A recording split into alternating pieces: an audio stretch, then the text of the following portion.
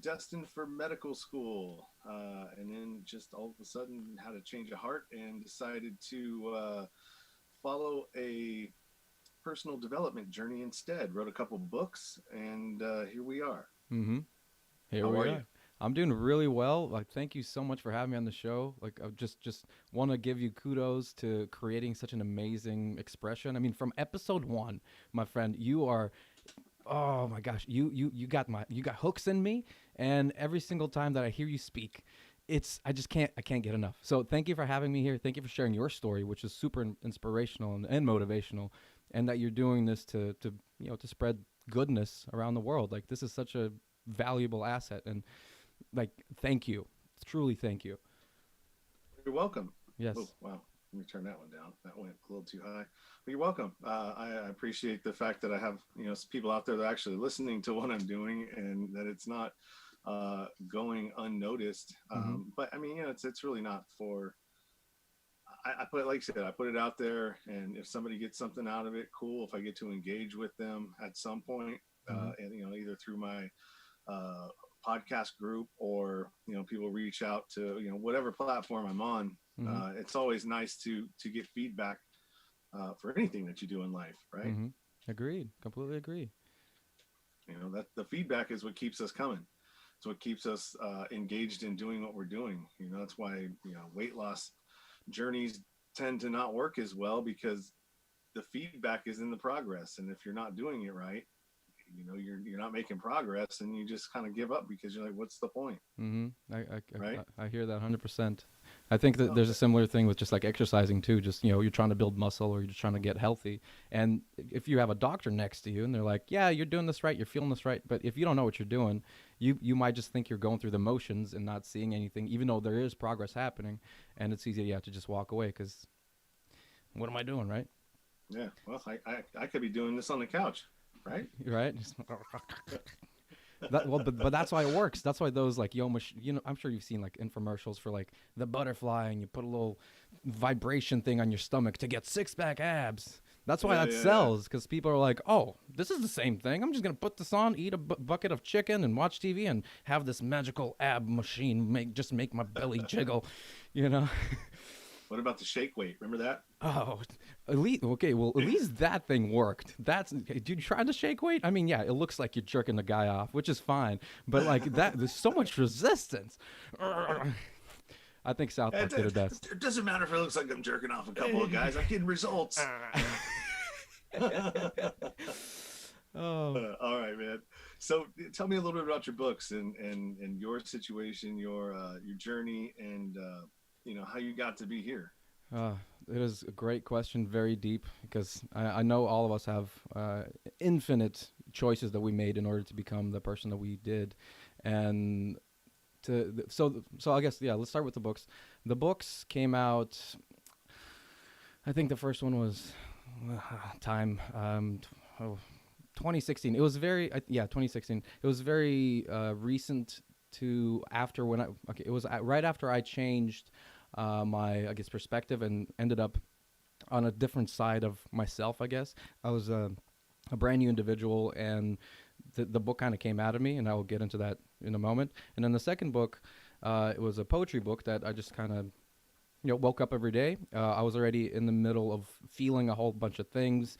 You could say the universe was kind of flowing through me, and I was on an emotional journey at this point. This was a good year where I feel like I went on a feminine side and allowed things to just kind of wash over me, and I just felt them, and I try to capture those feelings, whatever they were, in a similar way to the first book, but in a poetic fashion that I used um, visual cues, alliteration, and just language in order to paint a picture and to express like a deep emotion.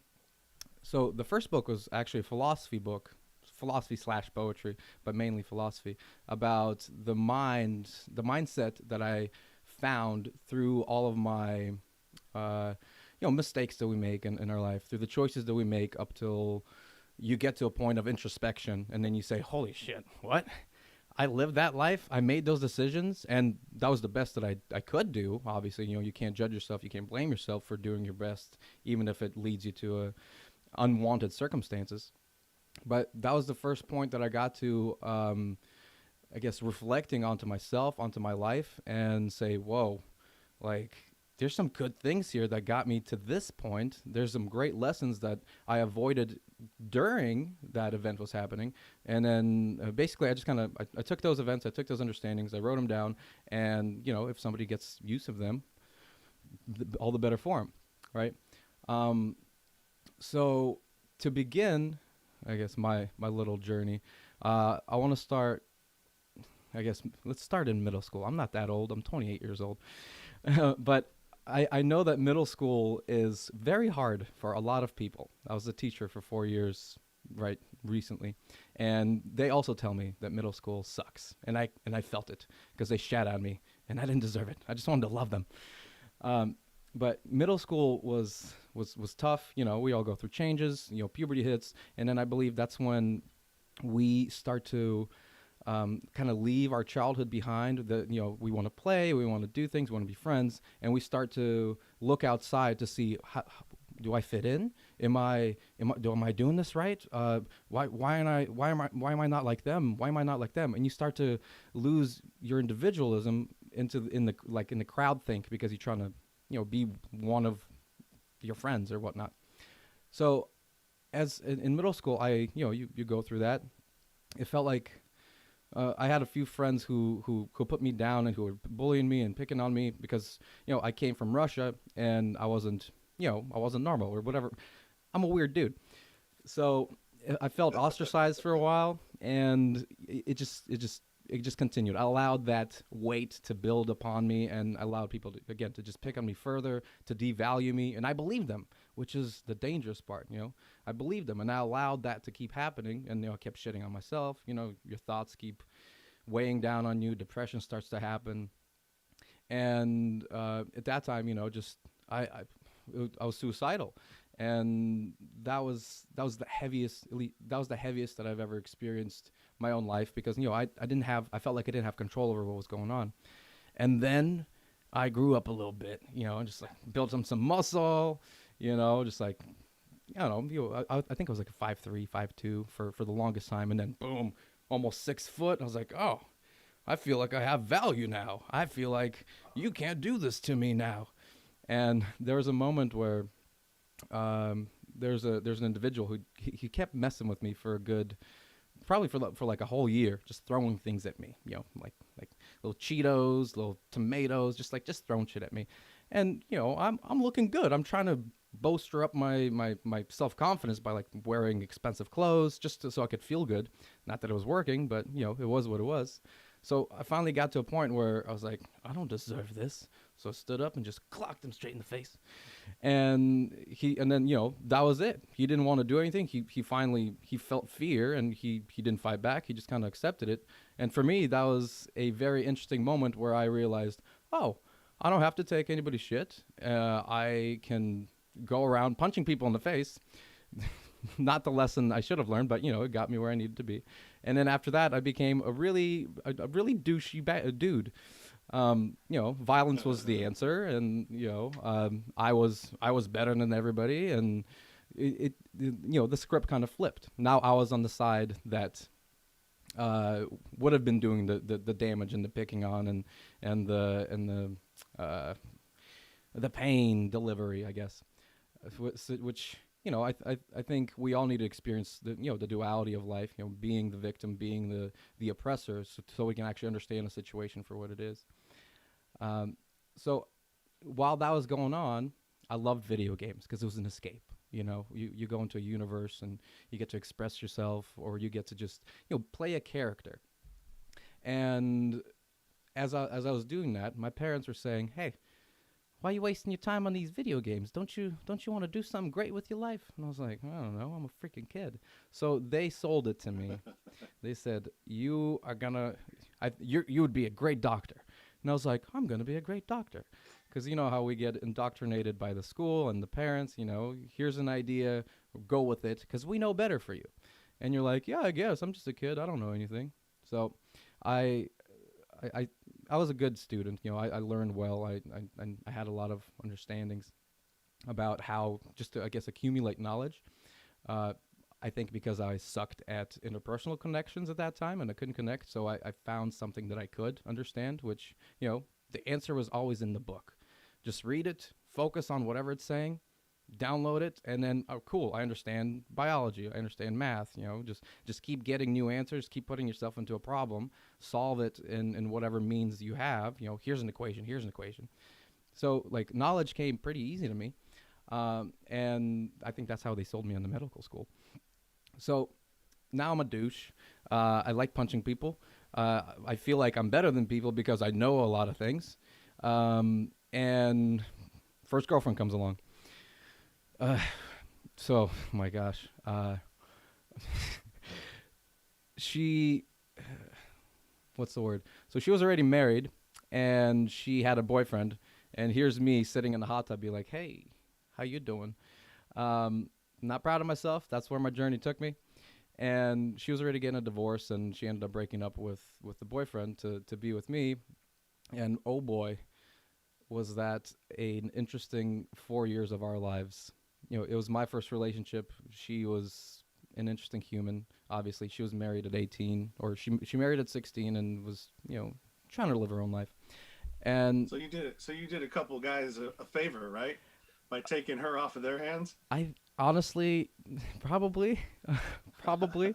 I mean, she was great, right? Well, I mean, the sex was awesome. She was pretty. She was crazy, and I'm a douchebag. So match made in heaven, you know. Uh, Crazier they are, the better the sex usually is. yes, yes. Uh, Just an FYI out there for anybody listening: if the sex is good and the chick is crazy, that's not by coincidence. it's true. I mean, the first time we got it on, like, I'm this innocent boy that just likes punching people, and she's just like, oh, okay, and she just starts biting me and scratching me and like choking me, and I was like, is this normal? I was like, I don't know, is this what people do? I was like, all right, you keep doing it. I'm not gonna question you. You keep doing it.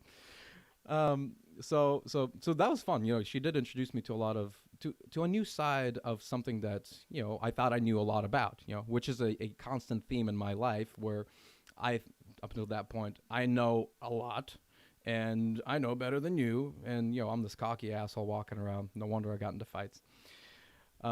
So she was that first mirror that showed me. He's like, hey, maybe you don't have to be cocky, but you can be confident, but being cocky isn't really attractive. And I was like, what are you talking about? This is the same thing. Get the fuck out of here. And, it kind of played itself out in ways that I would, as any immature boy, you found something you like, you want to put it in the cage, it's mine, I'm right, I'm gonna turn you into whatever I want. And I was very manipulative in that case. It was still, the self-defense mechanism from early on in life, but it was what it was. And she was trying so hard to show me who I was, and how I was treating her, and the fact that maybe I wasn't being completely open about my desires. Always trying to. Oh, jealousy, right? That was huge in my life at that point. Being jealous anytime she even looked at anybody, and talked to anybody, was like danced. I was like, stop dancing! You're a whore, and you're trying to get attention from other boys, So there's a lot of just a walking bag of insecurities. Yeah, yeah. So I was gonna say, so it was really you projecting your own insecurities about yourself onto her. Oh yeah, 100%, 100%. And that's why, like, after we broke up and after I had some realizations, like, I messaged her again, or I talked to her again, got together, and I said, hey, like, I love you now more than I ever did, because in the past you were only, I mean, I never saw you for who you were. I only saw myself and what I wanted in my mind, and I just put it, just this image, an illusion upon your body. You walked around as yourself, and you're trying to show me who you were, but I tried to snuff that out at every possible moment I could. She sang, she danced, she tried to show me the music she liked, and every time I'm like, what does this mean about you? It means you're a whore. And I made her feel bad about being an individual. Yeah, yeah. Which is so crazy, because now, like, everything she was doing, I'm doing that. I'm going out and dancing like a crazy person. I'm singing. I don't have a care in the world about what other people think. and that's what she was doing, and I hated it. So it's weird how I guess again we have to feel both sides of the coin to really understand the situation. And I think I have to retract what I said is that you took her, maybe you took her off of other people's hands, but actually she sounds like she, aside from being crazy, actually was showing you some things about yourself. So maybe she, let me retract that, Yeah. because I was thinking of it as maybe one of the women that I'd been with Mm-hmm. instead of yours. Mm-hmm. So sorry about that. It's Keep okay. going. Yeah, Keep yeah, going. yeah. No, of course. Like maybe she might have been conscious about it, but not. Who knows, right? But we were there in that relationship, and she was facing her own problems. She was sick. She had scoliosis, and it expressed itself in like chronic pain all the time. So she had to self medicate, and that's when it was like, yo, pain pills came into play, and then she graduated to heroin, and then here's me, like in well, not medical school, just pre med, learning about all these things, and just like being in this situation. I'm like, I wish I could help you. I can't help you. I want for you to live a better life than you were living, and I wanted more for her than she wanted for herself.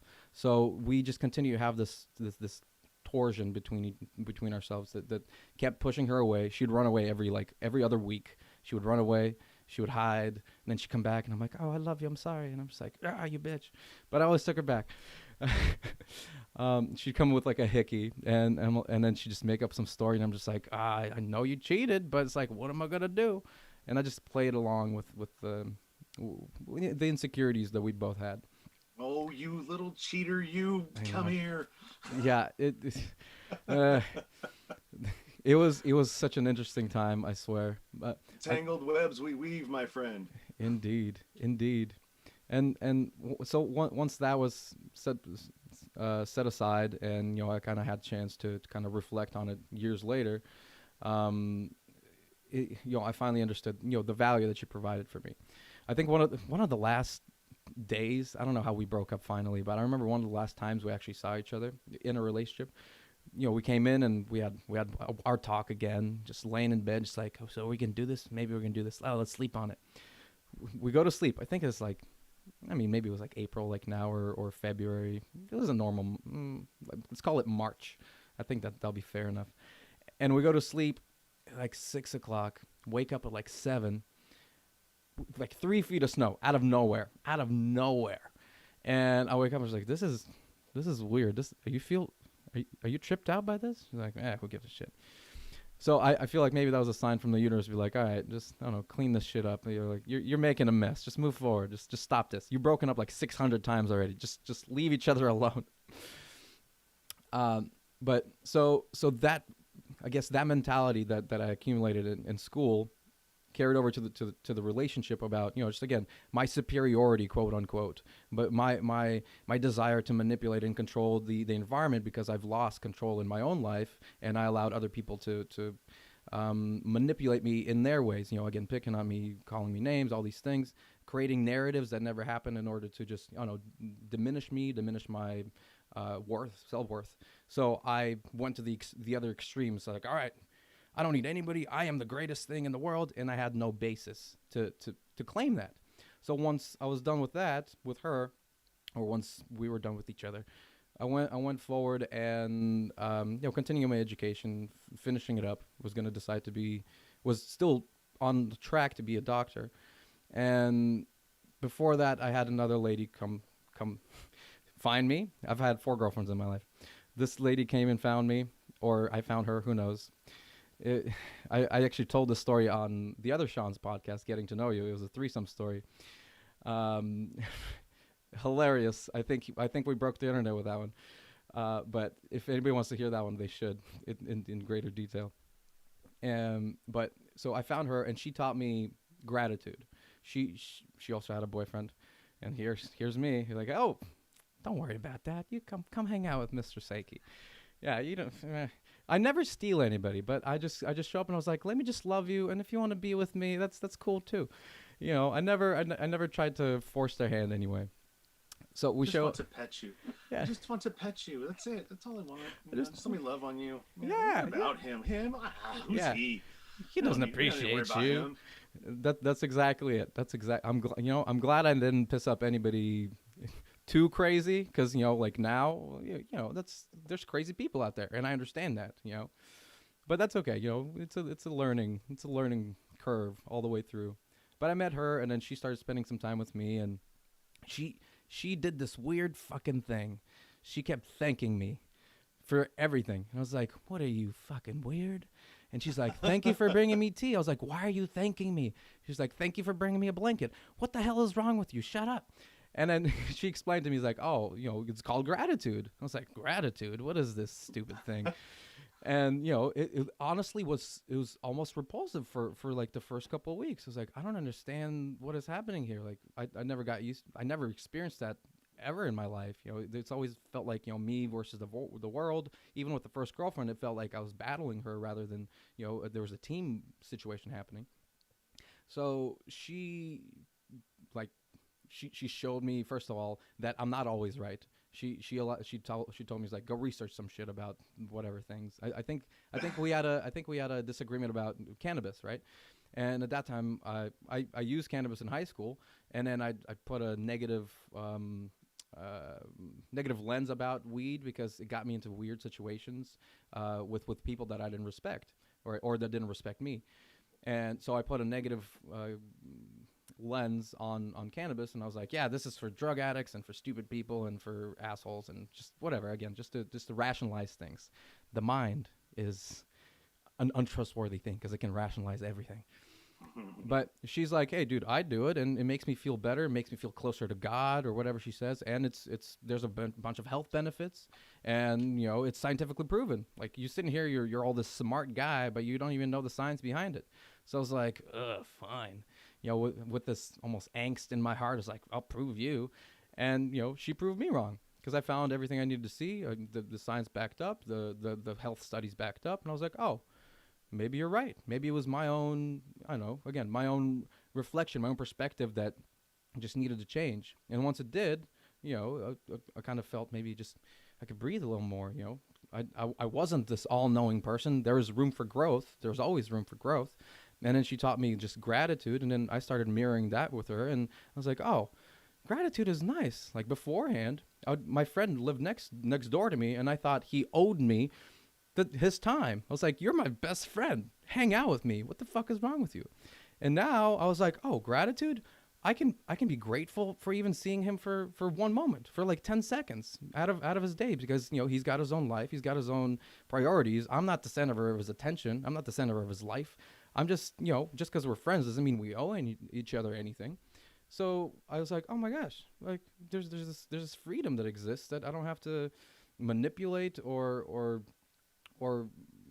even extort or just emotionally abuse people in that sense. I could just see how things work out and just be grateful that it worked out, and then just move on. And I'm sure it will come. And if it doesn't, I had that moment, and I can be thankful for it. And again, it's like I could almost breathe more. So that was the moment where I was like, all right, I worked with a doctor for about a year. I finished my undergraduate, and I thought, this is. I was having qualms about going to become a doctor. I was like, do I really want to do this? Is this my choice? Did I think this through? But I came to a point saying, you know what? Who am I to turn down this one opportunity to become a doctor? The dude that I was working for the whole year, he saw great potential in me, and within 2 weeks of me working for him, he says, Andre, you're smart, you're talented, you're capable, like you're hardworking. You tell me when. I will call my people at some whatever med school he went to in New York, and I'll get you in. Like, you don't even have to worry about nothing. I was like, oh, okay, cool, you jet stock, but let me think about this. So I took a year to think about it, and I got to the point I was like, yeah, who am I to deny this? This is amazing. I'm going to do this. So I said goodbye to my friend. I said goodbye to all my friends. And I was driving to my parents' house to tell them, like, hey, I think I'm going to finally do this. And this was like a 7-minute drive that I was just kind of, just driving in silence. And I almost had this epiphany that's kind of hit me. It was like, that allowed me to fast forward life and say, okay, I'll go to med school. 12 years later, I'm a doctor. I can come back. I can do whatever I want. Start my own practice if I wanted to. And at that time, my little sister, who was I think 5 or 6 at the time, she's 18. My mom's in her 60s. My dad's in his 60s, 70s.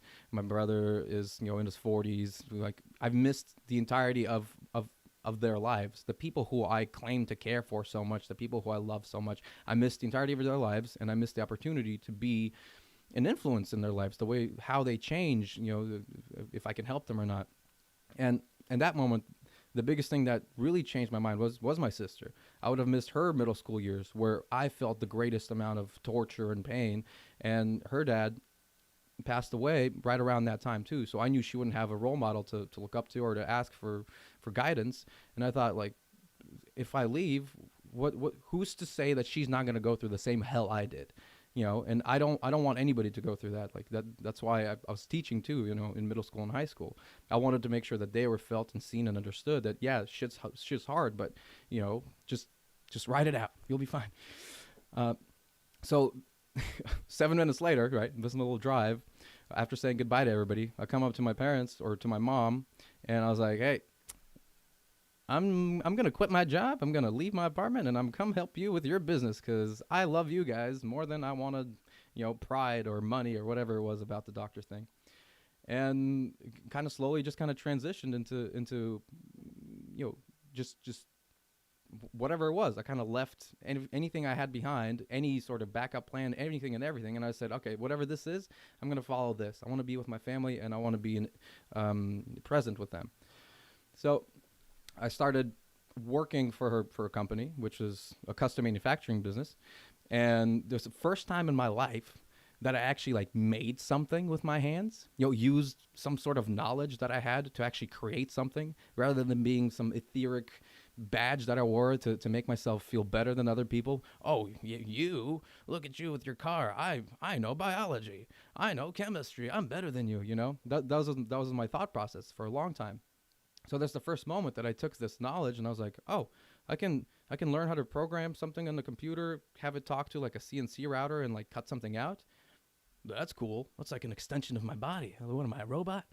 And then I started creating things, and I had this moment just of clarity, maybe like a month or two into it, where I started to really focus on the body. It's kind of starting applying the lessons I learned from biology, like how the mind works, how the brain works, how the body works, what kind of food I intake, because my dietary choices were horrible, even though I was a med student, right?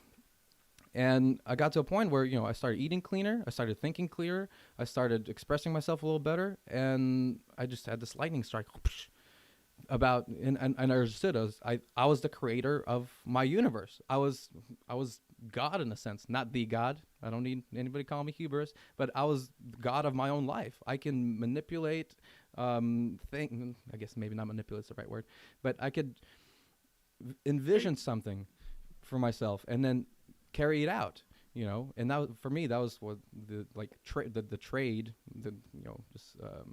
CNC router kind of taught me. So from that moment, I thought, okay, if I am the creator of my universe, what do I do with this? How do I use this? And if you see my shirt, just start throwing paint. It was like, all right, I'm just gonna start throwing paint at things and just see what happens. And that's where it kind of all began, my kind of self-transformation of just that understanding of I can go out and I can shape the universe in ways that will express itself through my current emotional state of being. I guess it goes a little deeper than that. What I wanted to prove to myself was that if I am the creator of my universe, and going back to quantum mechanics, just the understanding of particle duality, how something can be a wave or a particle, and the job of the observer, which is us, you and I, the consciousness, if they're observing how something is occurring, it changed shapes, and if you're not observing, it's in its infinite form. Like, so it's a wave collapses into a singularity if a conscious being is observing it. So for me, what it meant is like, all right, so if I am creating, if I'm creating something with an intention, and I'm not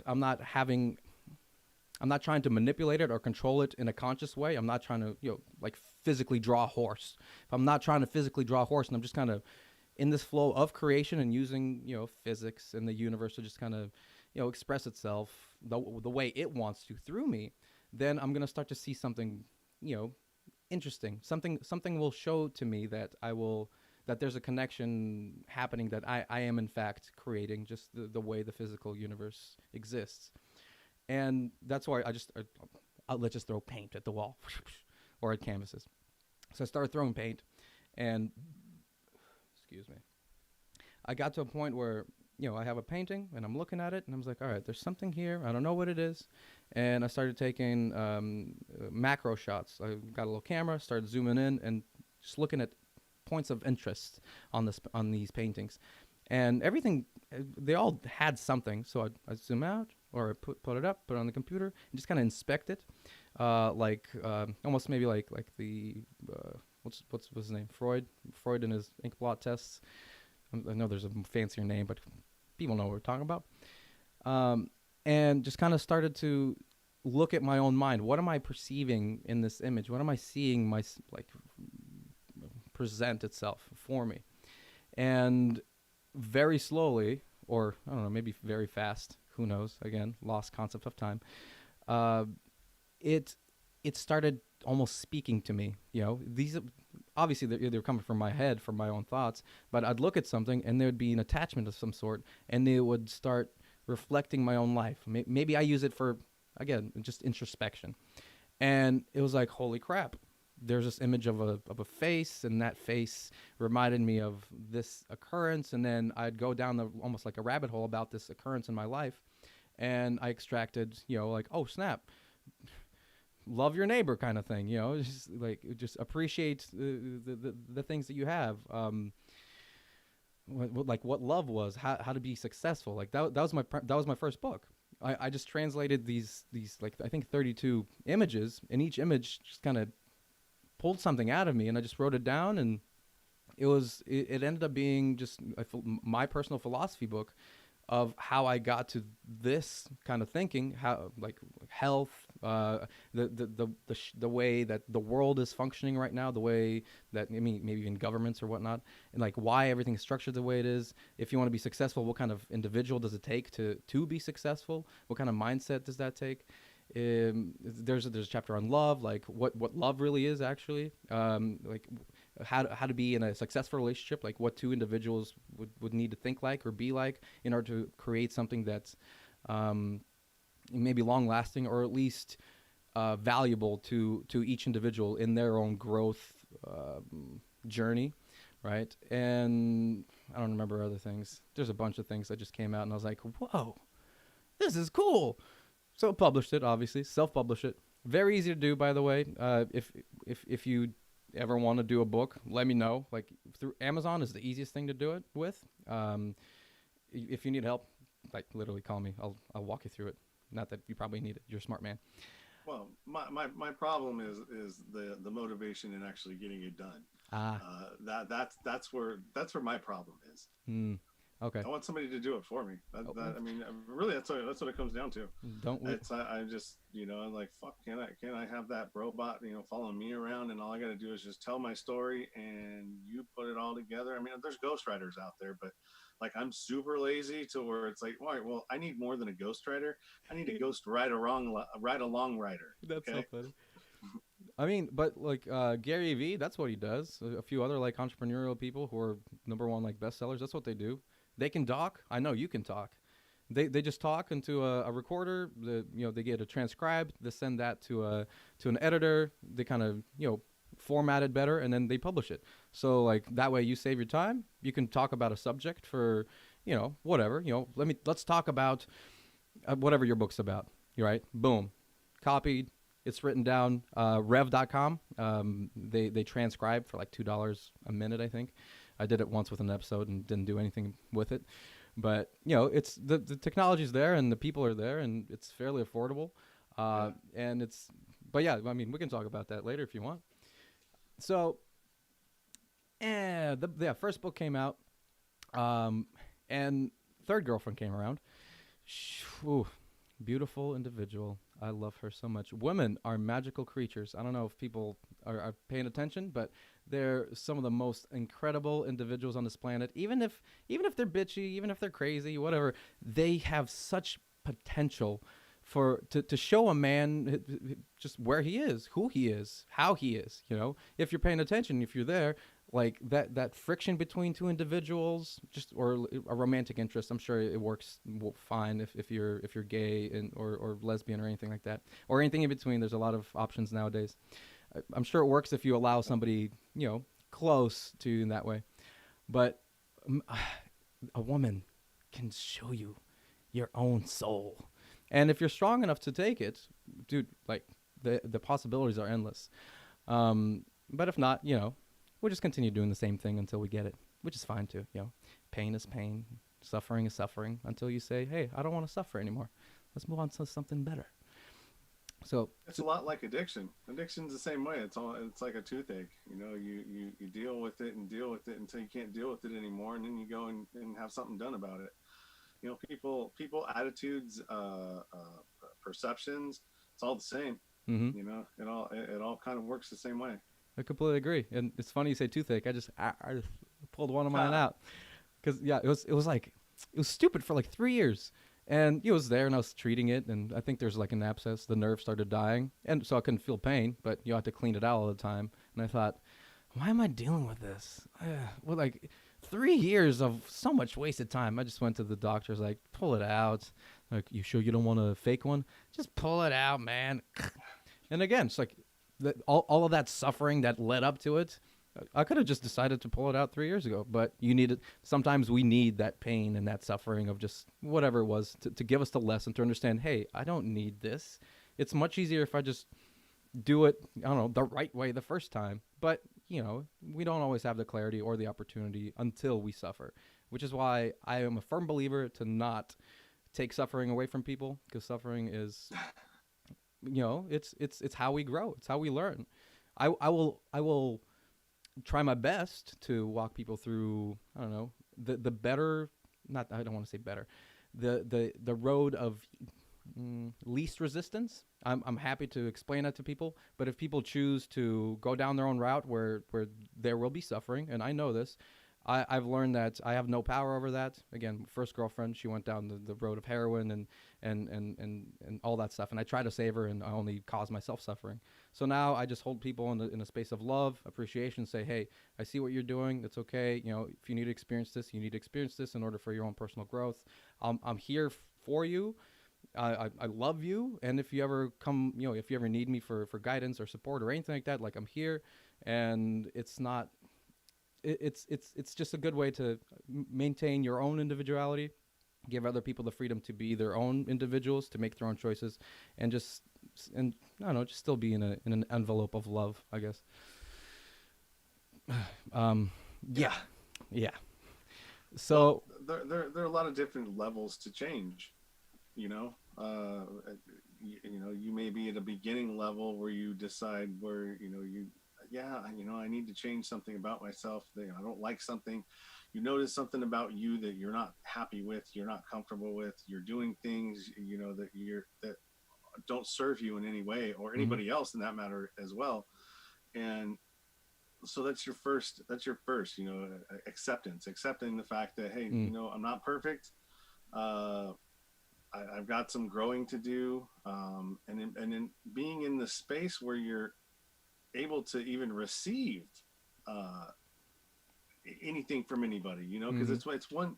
People all the time are giving you inclinations and clues about things, but if we're not ready to receive it, or not even open to receiving it, it just, a lot of times it just, hmm it just, you're not available for that.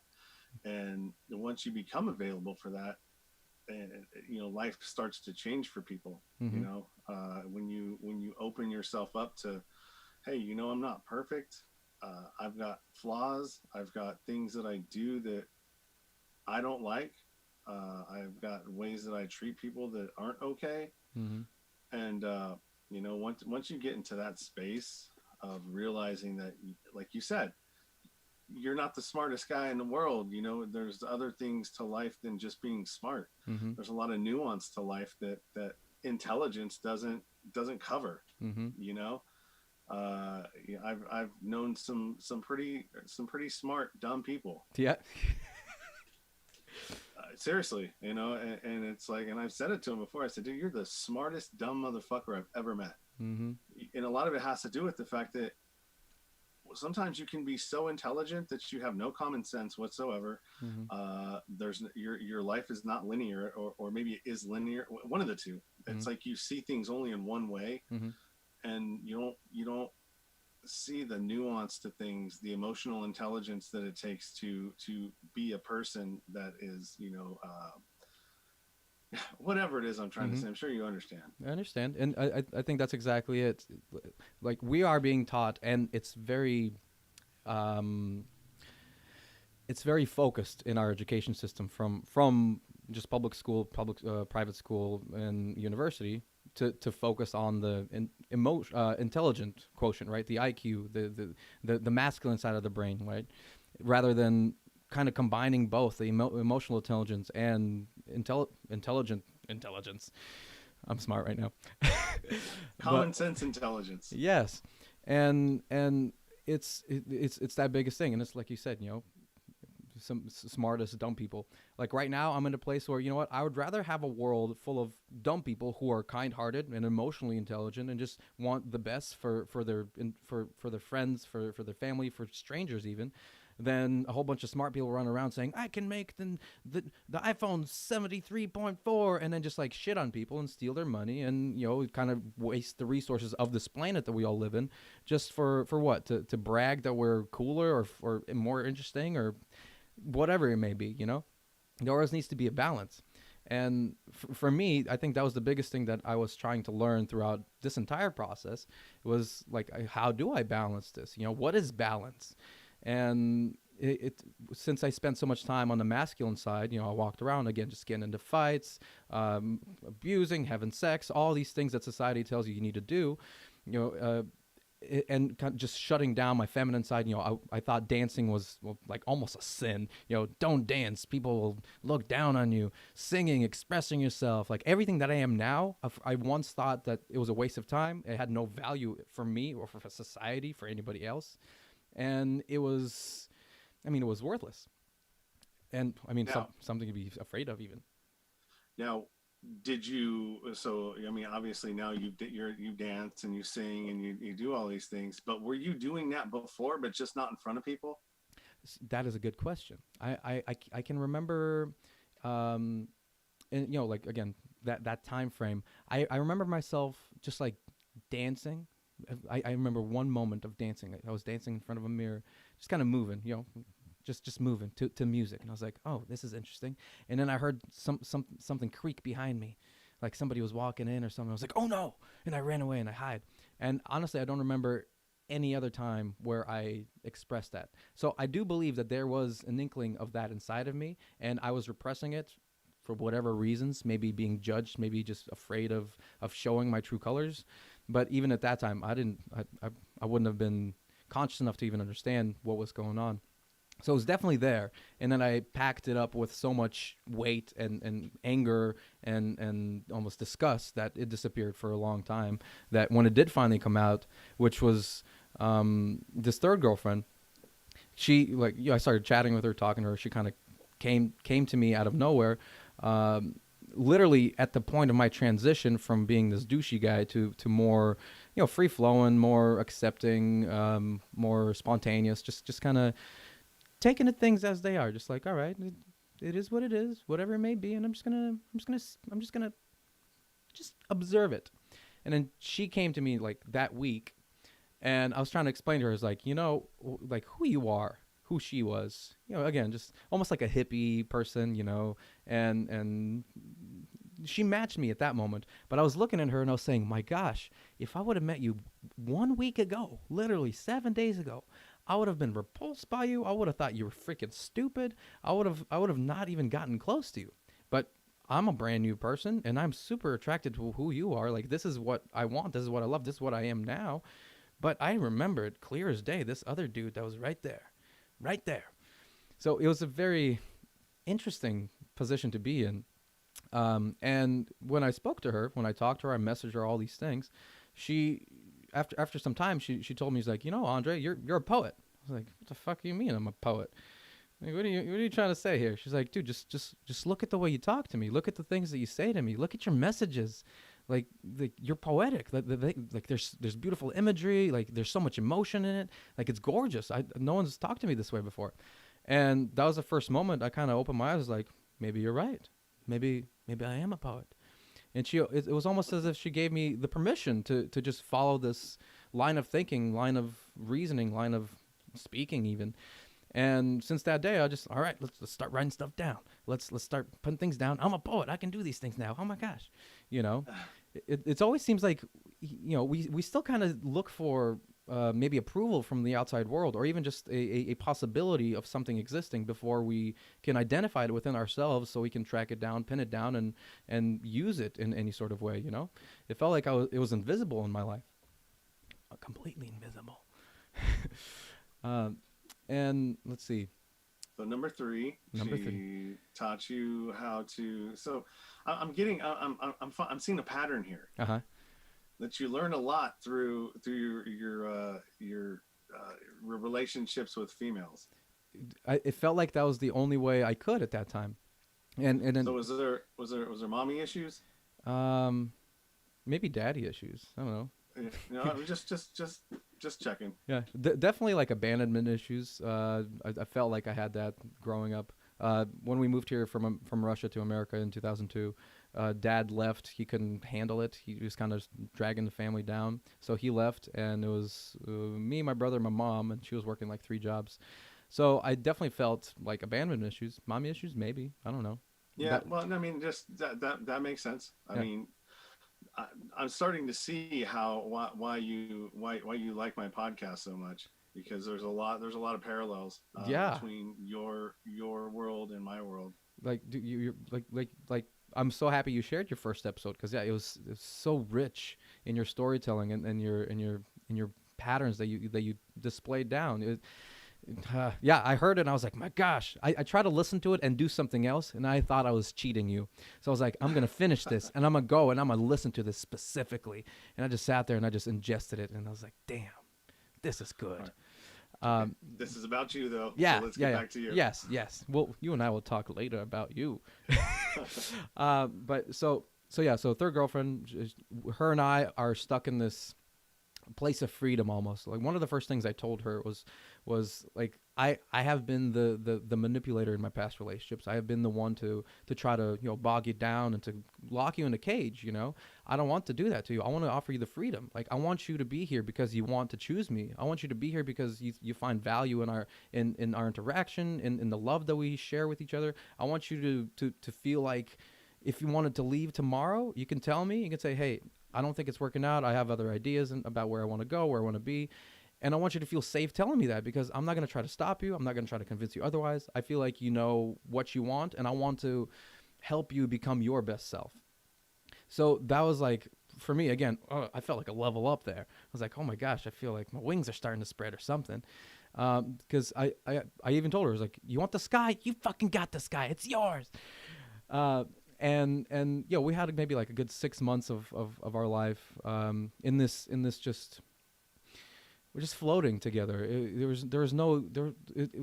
I don't even know how to explain it. It was just there. We were being together. We had fun. We went out. There was no structure. We were just one, and it was gorgeous.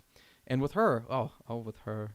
One of the last times we were together, we were having sex. I had this epiphany, like, to what sex was, just this merging of 2 souls into one. I was going down on her, and I'm telling you, I saw freaking like Gaia, the Mother Earth, just sitting there, and just like birds are tweeting, and there's just mountains, and there's like this very, very scenic imagery, just like inviting me into its I don't know, presence, and I was like, what is happening here? Came out, I was like, that was epic. And just like, so with her, like even sex, just a new level. It wasn't something physical. It wasn't something like for an achievement. There's this just emotional connection. There's this just tangling of souls that happened that I mean, it left its mark with me, so much so that after her, I was like, all right, I'm done dating. I know what I want. I know what I'm worth. I know the individual I want to spend my time with, and I just went celibate after that. I decided to take the skills and the ideas and the talents that she revealed to me that I had, and just double down on them. So that's why I started painting. I wrote my first book. I started to just kind of went out and tried to develop mom's business while developing myself, making connections, just like being active in the world and trying to share this understanding that I had, this love that I've come to understand, to just be like, hey, have you heard about this love thing? It's fucking awesome. I just came across it. It's delicious. Have you seen this before? So I just started like sharing it with people, and not everybody was receptive, but there's a lot of people who who gravitated toward me, and they found value, and they looked at me like I was crazy in a good way, and I was like, yeah, this is awesome. And sometime doing that, expanding myself and creating whatever else I was creating, the last lady came around, and I was helping an individual teach a welding class. I support trade school with my entire being. I think people should learn how to freaking build something, weld something, work on a car. I think everybody should be able to, just be a sovereign individual and get shit done if they need shit done. And I think trade schools are important to do that. So I was helping one of my friends. He was a welding teacher at a community college. He's like, come on, Andrey, you'll make some things. You'll help me teach the kids, blah, blah, blah, blah. I was like, all right, cool. So we were making stuff, and we're in one room, and there's another room where more students are. And I'm looking out the window, and sparks are flying because there's a beautiful woman just standing there, just like, ooh, I haven't felt this way in, probably like 2 or 3 years now. And beautiful woman came across, and nothing stuck. And like, there was no interest in there. I'd be like, you're beautiful. You're a piece of art. I love you. But nothing touched my heart, I guess. Nothing strummed my heartstrings. And then there's this individual. I was like, whoa, what is different about this one? So I went and talked to her, and we ended up, I don't know, maybe like going on a date or something in the following day or two or whatnot. And it was beautiful. And again, I wanted to offer her like just pure, unadulterated love. I was like, listen, I have this thing. I want to give this to you. And she's like, oh, that would be really nice, because my past relationship, they just wanted me for sex, and I don't want to do that. Like, I want to connect. And I was like, you got it, girl. I'll give it to you. And honestly, I think that was my, this relationship only lasted like 2 weeks, because it was the first time that we got together, and I think I put too much pressure on myself, or I don't know what happened, but I felt like I betrayed myself at the end.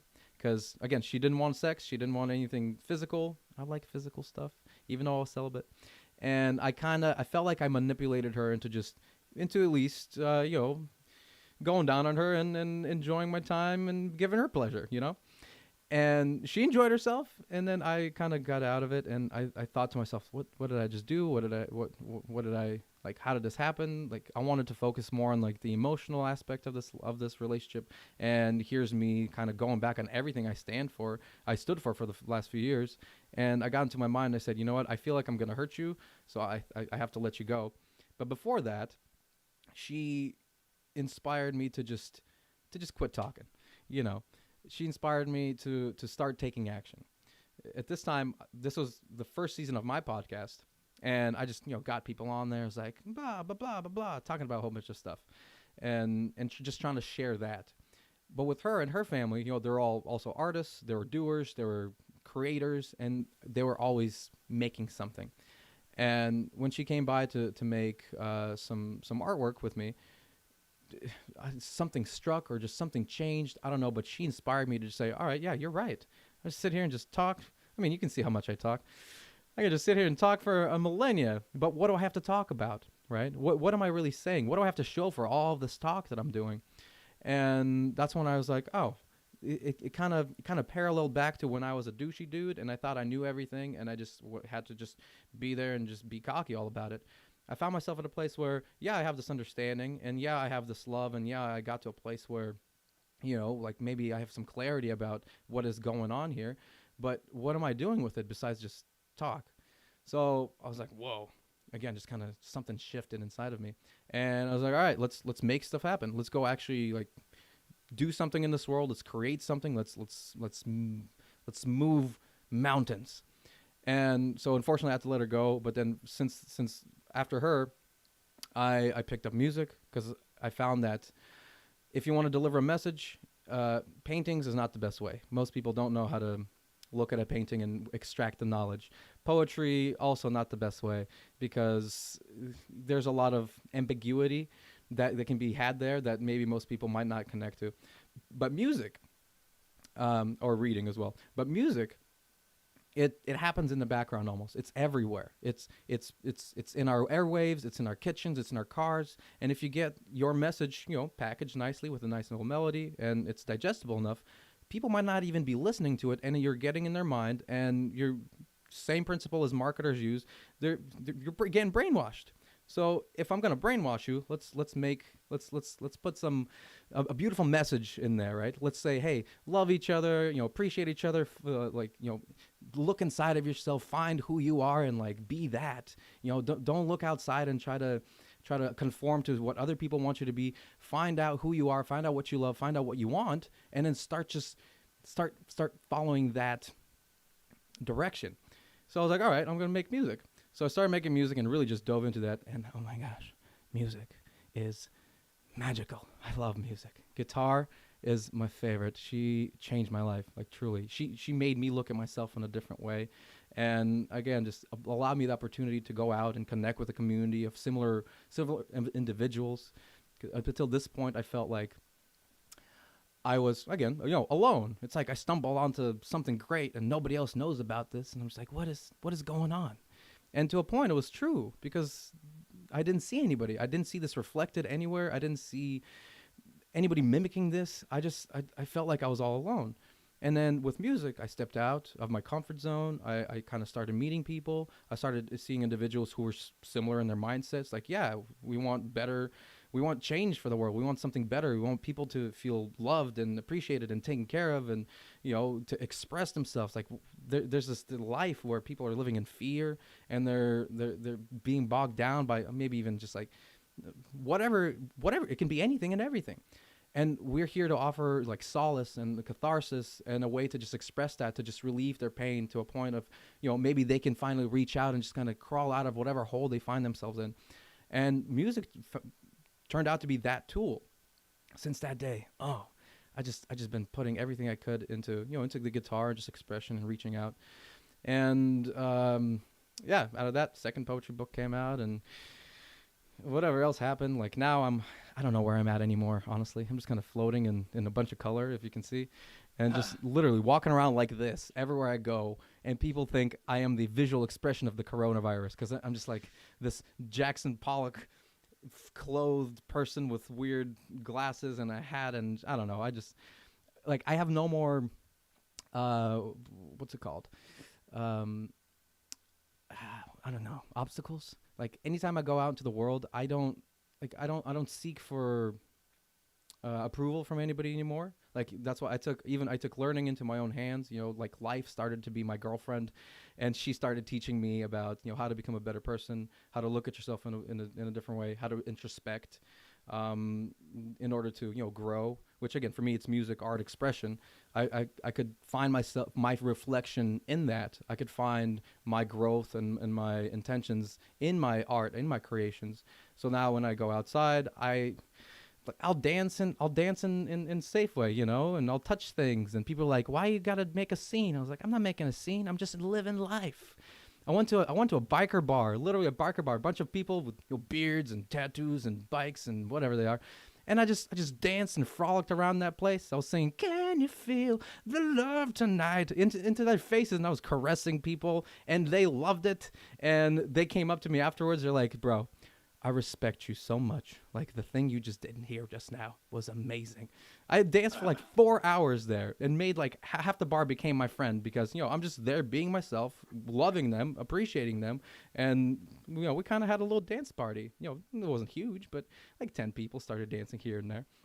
So it's like I've let go of anything that maybe society wants from me or thinks they want from me, and just started showing up as myself. Started showing up as an individual who just wants to ease, I don't know, the atmosphere. Who wants to just see people for who they are, and give them the opportunity to be heard, to be loved, to be appreciated.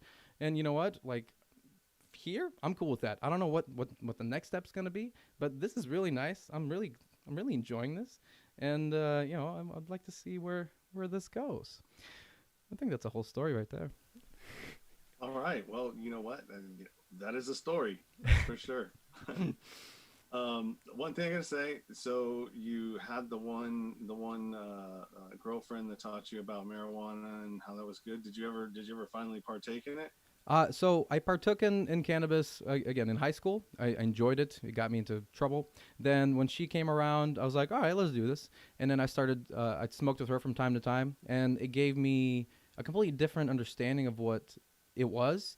My understanding of what cannabis is now, psychologically speaking, it is it it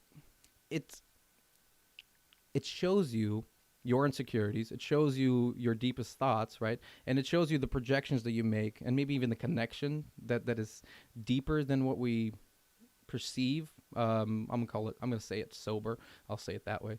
But I think cannabis is a very dear friend, and it is a medicine that allows you to look at yourself from a different perspective, that allows you to make a different decision. Like it shows you where you are, and it says, okay, so this is where you are. You want to feel however you want to feel about it. That's why paranoia used to be a very common feeling for me in the beginning, because I thought, oh my gosh, these people know about the things that I am. Which, if you're not comfortable with that, yeah, you're gonna feel paranoid. If people know your deepest, darkest secrets. But once you understand that your deepest, darkest secrets are everybody's deepest, darkest secrets, that we're all feeling this shame sometimes, this negative, this depression, all these ideas that we live with, that we are afraid to tackle. Once you understand that, you're like, oh, he understands me. He understands my pain. And then it becomes a reason to connect instead of a reason to fear. So cannabis now, which when I was a teacher for 4 years, I also put it down because the kids would always ask me, hey, Mr. Psyche, look at all your clothes. You must do drugs all the time. I was like, wrong. I don't do drugs at all. I don't even drink. I'm the straight edge crazy person you'll ever meet. Like, life is my drug. And once I quit, or once they fired me, I guess, I was like, well, I mean, I don't see anything wrong with cannabis. I guess there's plenty of medicinal reasons to use it. And, it gives me, again, a platform for perspective from time to time. So I'll use it here and there. If I have a migraine, that's the only thing that will help me just not cry about it. So I was like, all right, I'll take that. And again, it just gives me a new perspective about where I am and where I could be, how I could be better. I use it as a tool for growth. So it's beautiful. It's a great tool. I agree.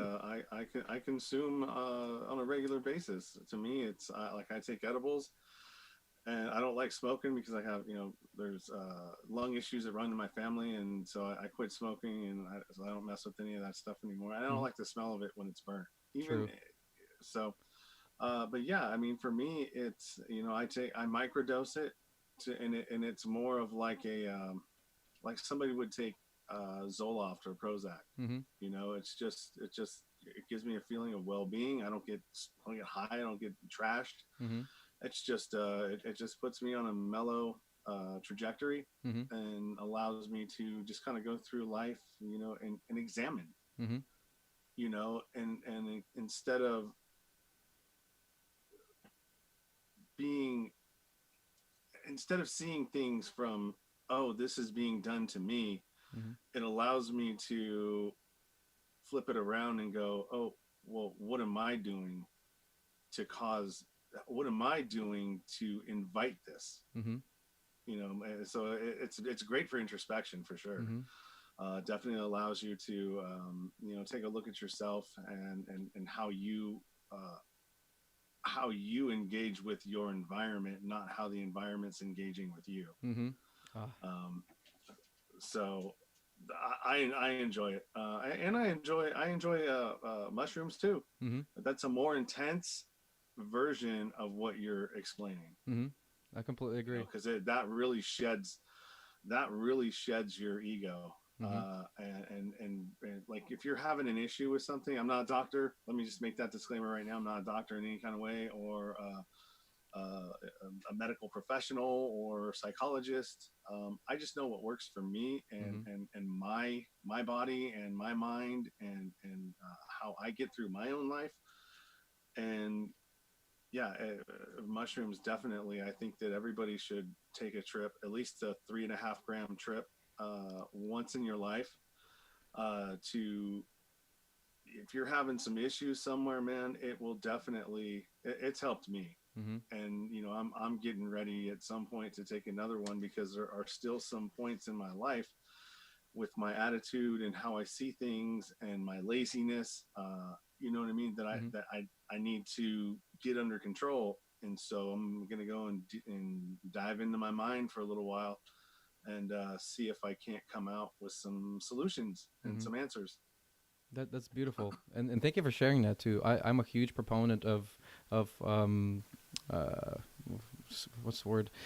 Uh, Like uh, psychedelics. yes, I'm a huge proponent of psychedelics. Definitely, like I support MAPS. Any chance that I get, the psychedelic research, to use things like mushrooms or ibogaine or even ecstasy, anything that kind of disrupts that our thought pattern to kind of give us a brand new understanding of what is. Because yeah, it's been shown and it's been proven that psychedelics have cured people of alcoholism, of heroin addiction, meth, all of these things. And it's like it's one of the greatest gifts, truly and honestly. Like I've done it. I try to do it every 3-4 years to just kind of just see myself, because we can find ourselves, kind of wakefully or sleep, being awake and being asleep while we live our life, and sometimes you can't distinguish between where you are. That's just the nature of being. And I find that every so often, every few years, just take that and just inspect, where have I been, have I done anything that I haven't noticed that I've done, and then just truly, again, own it, take responsibility for things that are happening, and say, oh my gosh, I completely neglected this whole thing over here. I need to make sure that I don't neglect that. So you put that in your pocket, and you're better for it. You're wiser for it, because you're not allowing things to go unnoticed. So, and thank you for sharing that. That's beautiful. Well, it's a natural catalyst. Mm-hmm. It's a natural catalyst for change. And every civilization has dabbled in some form of psychoactive medicine, Mm-hmm. depending on what region you are in the world. Let's say like the people that have peyote, Mm-hmm. readily available in their area, they did it. Mm-hmm. Marijuana, they did it. Mm-hmm. Opium, they did it. Mm-hmm. Just it doesn't matter what it is. And if you know a little bit about our history, and you talk about the medical people, every medicine that is from Western medicine, from pharmaceuticals, is derived from a plant, anyways. Mm-hmm. You know what I mean? So they just throw their shit in there that either doesn't cure you or causes something else that they can make money on down the road a little bit later. Mm-hmm. But what people don't know, and this is going to get off into a little bit somewhere else, but really what people don't understand is that, like, all these Ivy League schools, they were all built with drug money. Okay, from opium, the opium wars in with China, and this is getting way into our history, but yeah, a lot of these schools were built with drug money. Um, it's legit.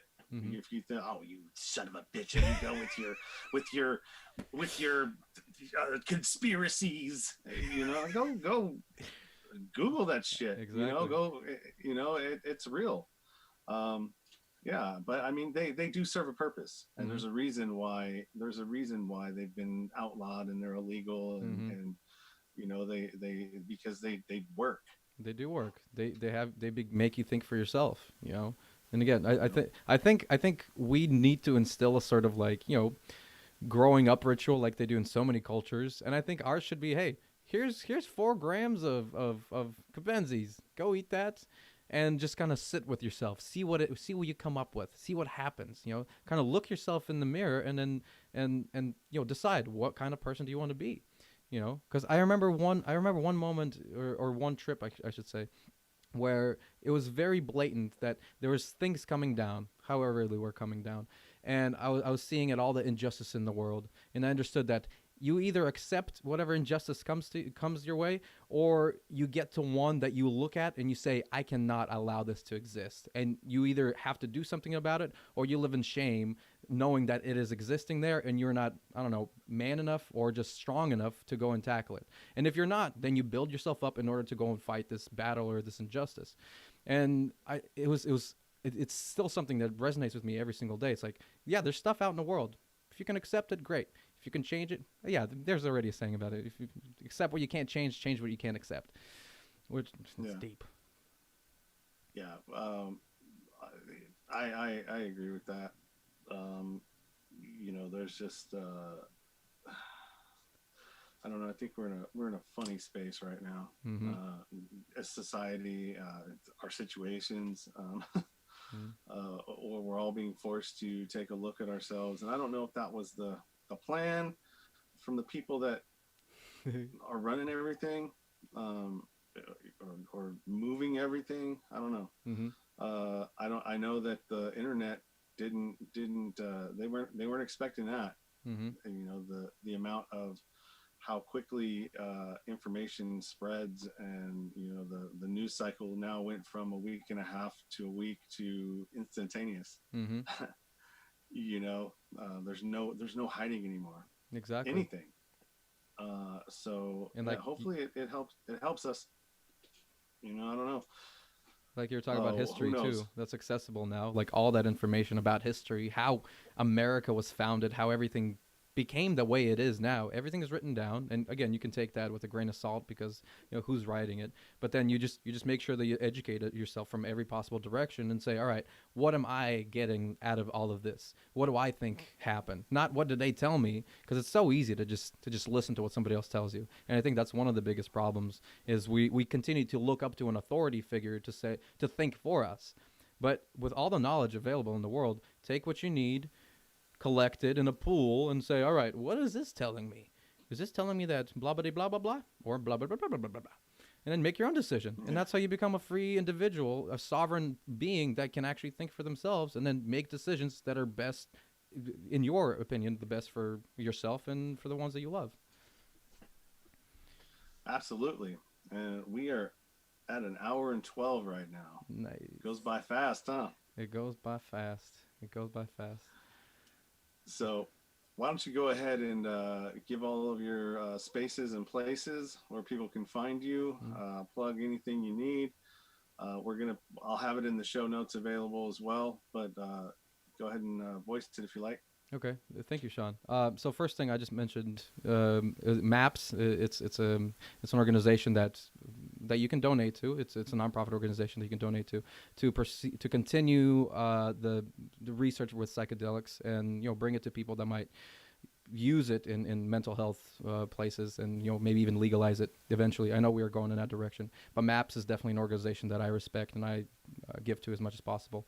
Um, eh, for myself, if you're interested in either of those books that I mentioned earlier, first one is called Expedition of the Psyche, Diamond Edition, because I republished it because the first time the publishers I chose sucked, and then when I published it myself, it's great. So do it yourself, guys.